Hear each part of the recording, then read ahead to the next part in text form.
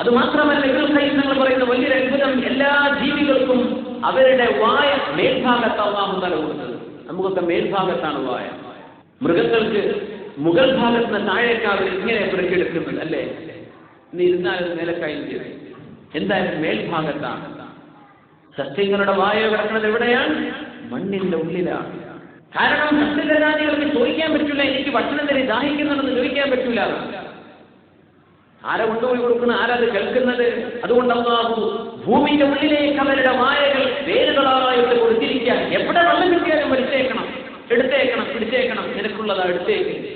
വെള്ളത്തിനടുത്തേക്ക് വേരും, മണ്ണിന്റെ ഉള്ളിലൂടെ വരും. ആരാണ് വേരിന് മണം പിടിപ്പിച്ചു കൊടുക്കുന്നത്? ഇവിടെ വെള്ളമുണ്ട്, ഇങ്ങോട്ട് പോരെന്ന് പറഞ്ഞ് ആ വേരുകളെ വലുതാക്കി നീട്ടി നീട്ടി കൊണ്ടുപോകാൻ ആര് വേരുകളെ പഠിപ്പിച്ചു?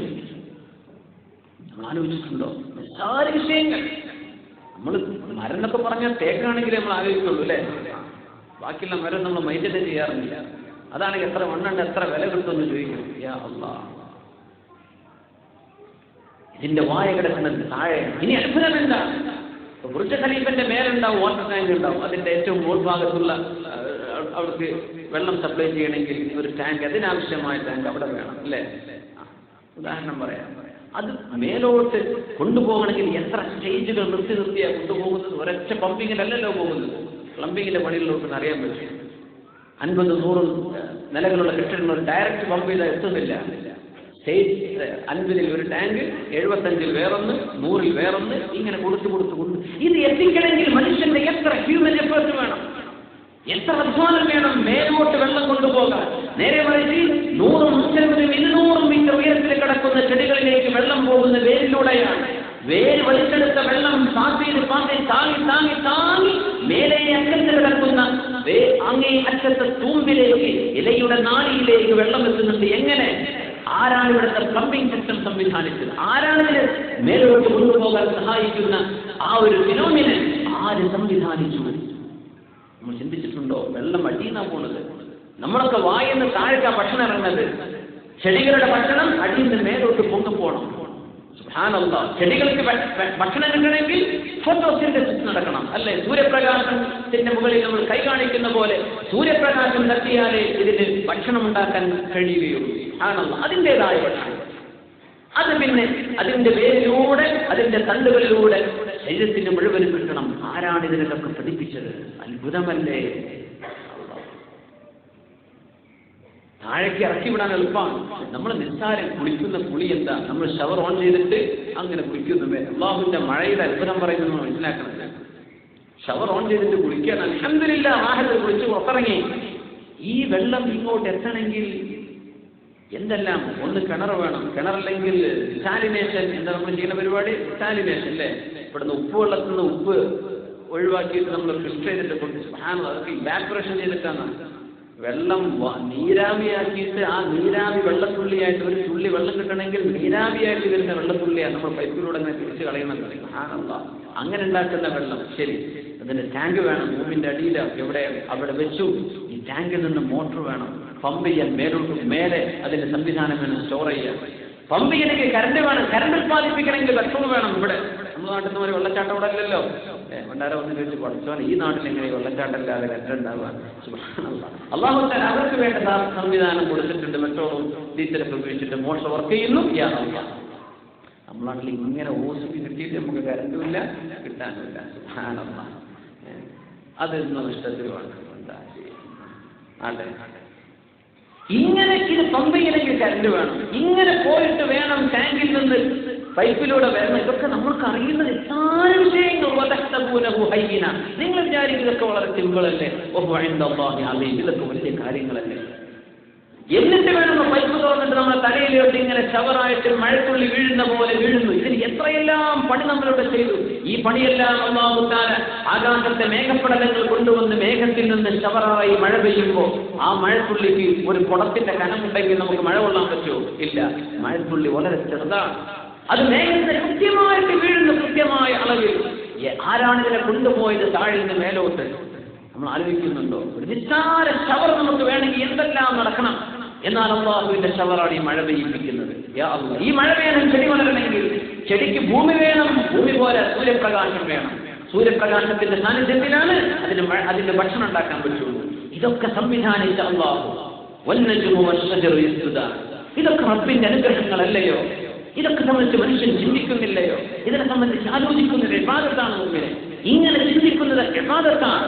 മഹാനായ ഇബ്നു ഖയ്യിം തങ്ങൾ ഇതിനെ സംബന്ധിച്ച് പറയാണ്, ഫി ഹിക്മതി ഫി ഖൽഖിൽ വറഖ്. ഈ ഇലകൾ അല്ലാഹു തആല ഉണ്ടാക്കിയതിൽ അത്ഭുതം നോക്കുന്നില്ലേ? ഇലകൾ ഉണ്ടാക്കിയത്. മരുഭൂമിയിലെ ചെടികൾക്ക് പ്രത്യേകതയുണ്ട്. ഈത്തപ്പനയുടെ ഇല നമ്മൾ നോക്കിയിട്ടുണ്ട്. അതിന്റെ ഓല ഭയങ്കര കട്ടിയുള്ളതല്ലേ? കണ്ണിലൊക്കെ കുത്തിയായ നമ്മളെ നാട്ടിലെ തെങ്ങിന്റെ ഓല പോലെയാണോ? തെങ്ങിന്റെ ഓലൊക്കെ വളരെ സോഫ്റ്റാണ്. പക്ഷേ ഈത്തപ്പനയുടെ ഓല വളരെ സ്ട്രോങ് ആണ് അല്ലേ?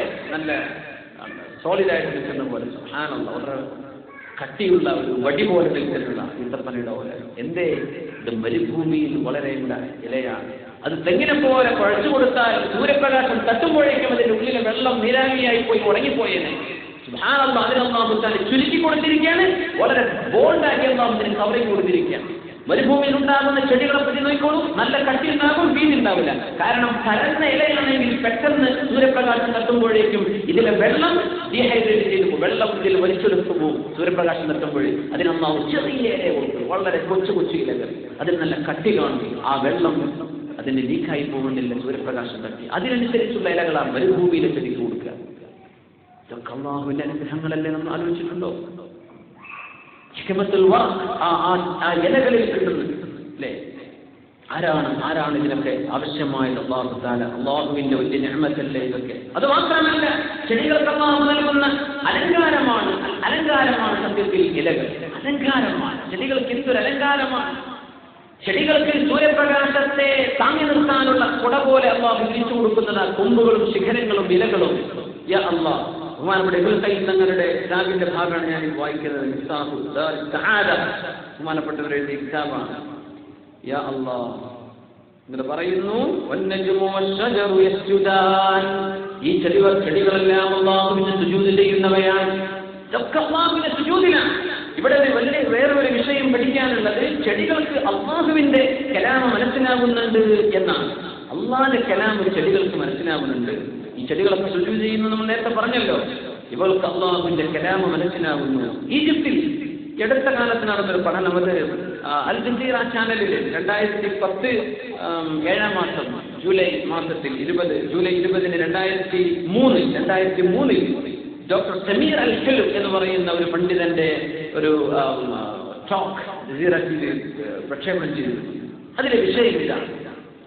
അതായത് വിശുദ്ധ ഖുർആൻ അല്ലാഹുവിന്റെ കലാം ഓതിക്കൊടുത്താൽ മനുഷ്യർക്ക് അത്ഭുതകരമായ ഉപകാരം ചെയ്യുന്ന ഖുർആൻ കേട്ടാൽ നമ്മുടെ ഖുവ്വത്തുൽ മനാഇയ്യ, നമ്മുടെ നമ്മുടെ ഇമ്മ്യൂണിറ്റി, നമ്മുടെ പ്രതിരോധ കഴിവ്, ഇമ്മ്യൂൺ സിസ്റ്റം, അത് വർദ്ധിപ്പിക്കുന്ന വിശുദ്ധ ഖുർആൻ കേട്ടാൽ. യാ അല്ലാഹ്, ഖുർആൻ ഇങ്ങനെ അത് സ്വന്തം ഓതിയാൽ മാഷാ അല്ലാഹ്.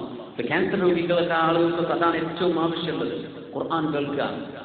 ഒരു റേഡിയേഷനും പഠിക്കാതിരുന്നാലും ഇൻഷാ അല്ലാഹ് ഖുർആൻ ധാരാളം കേട്ടാൽ ഇത് ഫലം ഉണ്ടാവും. ഇത് മനുഷ്യർക്ക് ഇതിനെ സംബന്ധിച്ച് ചർച്ചയില്ലാതെ സംബന്ധിച്ച് നടന്ന ഡോക്ടർ അഹ്മദ് അൽ ഖാദി എന്ന് പറയുന്ന വലിയ പണ്ഡിതൻ United States of America USA പോയി നടത്തിയ ഒരുപാട് അമുസ്ലിമീങ്ങൾക്ക് ഖുർആൻ കേൾപ്പിച്ചു കൊടുത്ത് അവരിൽ പഠനം നടത്തിയ സംഭവമുണ്ട്. ഇരിക്കട്ടെ, ചെടികളെ സംബന്ധിച്ച് ഈജിപ്തിലാണ് നടന്നത്. അതിനെ സംബന്ധിച്ചാണ് ഡോക്ടർ സമീർ അൽ ഹിൽം ജസീറ ചാനലിന്റെ ഒരു അഭിമുഖത്തിൽ 2003 അദ്ദേഹം ചർച്ച ചെയ്തത്. അതായത് അവര് 5 ഗോതമ്പിന്റെ കതിരുകൾ കൊണ്ടുവന്നു, ജീവനുള്ള 5 ഗോതമ്പിന്റെ കതിരുകൾ. ഒന്നിന്റെ അടുത്ത് ഖുർആൻ റെക്കോർഡ് ചെയ്ത ഖുർആന്റെ ഒരു CD, ഒരു ചെടിയുടെ അടുത്ത് ഒരു റൂമിൽ ഖുർആൻ റെക്കോർഡ് ചെയ്ത CD ഓൺ ചെയ്തു വെച്ചു. മറ്റൊന്നിന്റെ അടുത്ത് ഒരു അറബി ഭാഷ, അറബി സംസാരിക്കുന്ന ഒരു CD, ഒരു സ്റ്റോക്ക്, ഒരു ചെടിയുടെ അടുത്ത്. ഇതൊക്കെ ഗോതമ്പിന്റെ ജീവനുള്ള കതിരുകൾ. മൂന്നാമത്തിന്റെ അടുത്ത് ഒന്നും വെച്ചില്ല, ഒന്നും കേൾപ്പിക്കാതെ റൂമിൽ സൈലന്റ് ആയിട്ട് കിടക്കട്ടെ. 4-ാമത്തിന്റെ അടുത്ത് മ്യൂസിക്കിന്റെ ഒരു CD വെച്ചുകൊടുത്തു. 5-ാമത്തിന്റെ അടുത്ത് തോന്നിവാസവും തെറിയും പറയുന്ന ഒരു ടോക്കിന്റെ ഒരു. ഇതൊക്കെ വലിയ വലിയ ആളുകൾ ചെയ്ത ഒരു പഠനമാണ്, അവർ ചെയ്തൊരു റിസർച്ച് വർക്കിന്റെ അത്രയും ആധികാരികമാണ്. അതുകൊണ്ട് ഞാൻ അതിന്റെ വിഷയം എവിടെ പറഞ്ഞു എന്ന് പറയാൻ കാരണം, ഈ തെറിപ്രസംഗം കേട്ട ഗോതമ്പ് കതിരിൽ മാത്രം ജീവൻ നഷ്ടപ്പെടുന്നു. സുബ്ഹാനല്ലാഹ്, ജീവൻ ഉണ്ടായതാണ്, മരിച്ചുപോയി. അതിന്റെ വിഷയം അതാണ്. നമ്മുടെ വാക്കുകൾ ഭയങ്കരമാണ്. ചെടിയിലൊന്ന് അത്ഭുതമാണ് ഈ പറയുന്നത്. ആ മ്യൂസിക് കൽപ്പിച്ചു കൊടുത്ത ചെടിക്ക് ഒരു ചെറിയൊരു ഉന്മേഷം പോലെ തോന്നി. കുറച്ചൊരു ഉന്മേഷം. മൂന്നാമത്തേത് ഒന്നും കൽപ്പിക്കാതെ വെച്ചത് സാധാരണ രീതിയിൽ അത് വളർന്നു. സാധാരണ വളർച്ചതിനുണ്ടായി. മ്യൂസിക്കിന് വളർച്ചയുണ്ടായിട്ടില്ല, പക്ഷെ മരിച്ചിട്ടില്ല. ഒന്നുകൊണ്ട് മറ്റേത് ഒന്നും കേൾക്കാത്തത് സാധാ വളർച്ച. ഇതിനൊക്കെ അതിന്റെ ആ ജീവനോടെ നിലനിൽക്കാനുള്ള ആവശ്യങ്ങൾ കൊടുത്തില്ല ചെയ്തത്. മൂന്നാമത്തേത് അറബ് ഭാഷ, സാധാരണ ഖുർആനല്ലാത്ത ഒരു അറബി ഭാഷ ഇങ്ങനെ പറയുന്നത് കൊടുത്തത്. അത് ഒന്നും വെക്കാതിരുന്നതിനേക്കാളും കുറച്ച് അതിനൊരു ചെറിയ വളർച്ച കിട്ടി. ഇനി വിശുദ്ധ ഖുർആൻ കേട്ടത് മറ്റു ചെടികളെക്കാളും 70% മറ്റു ചെടികളെക്കാളും വളർച്ച കിട്ടി വിശുദ്ധ ഖുർആൻ കേട്ട ഒരു ചെടിയുടെ കഥയിലുണ്ട്. സുബ്ഹാനല്ലാഹ്. ഇതാണ് ഡോക്ടർ സമീർ അൽ ഹുലു അൽ ജസീറ ചാനലിന്റെ മുമ്പിൽ അവതരിപ്പിച്ചത്. ഒരുപാട് ലക്ഷക്കണക്കിന് പ്രേക്ഷകർ കണ്ട പരിപാടി 2003 ജൂലൈ 20. സുബ്ഹാനല്ലാഹ്, 70% മറ്റു ചെടികളെക്കാളും. ഒരു ചെടിയുടെ അവസ്ഥ ഇതാണെങ്കിൽ മുഅ്മിനെ, നമ്മുടെ ശരീരങ്ങൾക്ക് അല്ലാഹു നൽകുന്ന നമ്മുടെ ബ്രെയിൻ കപ്പാസിറ്റി, നമ്മുടെ ശരീരത്തിന്റെ തൊലിപ്പുറങ്ങളിലുള്ള അത്ഭുതങ്ങൾ, ഇതൊക്കെ ഖുർആൻ അബ്സോർബ് ചെയ്യാൻ കഴിയുന്ന രീതിയിൽ അല്ലാഹു പഠിച്ചതാണ്. അതുകൊണ്ട് നമ്മൾ ഖുർആൻ കേൾക്കണം, ധാരാളം ഓതണം, ഹിഫ്ളാക്കണം. അത് നമ്മുടെ ജീവിതത്തിന്റെ അഭിവാജ്യ ഘടകമാണ്, ദുനിയാവിലേക്കും ആഖിറത്തിലേക്കും. അപ്പോ ഇതൊക്കെ അല്ലാഹുവിന്റെ ഭാഷയിൽ മനസ്സിലാവുന്നുണ്ട്. അതല്ല അത്ഭുതം. ചെടികൾ അല്ലാഹുവിനെ സുജൂദ് ചെയ്യുന്നുണ്ടെന്ന് പറഞ്ഞപ്പോഴേക്കും ചെടികൾക്ക് അല്ലാഹുവിനെ സംബന്ധിച്ചറിയാം. ഇവർ അല്ലാഹുവിന്റെ കലാമിനെ തിരിച്ചറിയുന്നുണ്ട് എന്നറിയിക്കുന്ന രീതിയാണ്, എന്നറിയിക്കുന്ന വിഷയമാണ് അൽഹംദുലില്ലാഹ് നമ്മൾ ഇവിടെ കാണുന്നത്. അല്ലാഹു സുബ്ഹാനഹു വ തആല നമുക്കെല്ലാം വിശുദ്ധ ഖുർആൻ കൊണ്ട് തദാവി ചികിത്സ നടത്താനുള്ള തൗഫീഖ് അല്ലാഹു നമുക്ക് നൽകുമാറാകട്ടെ. യാ അല്ലാഹ്.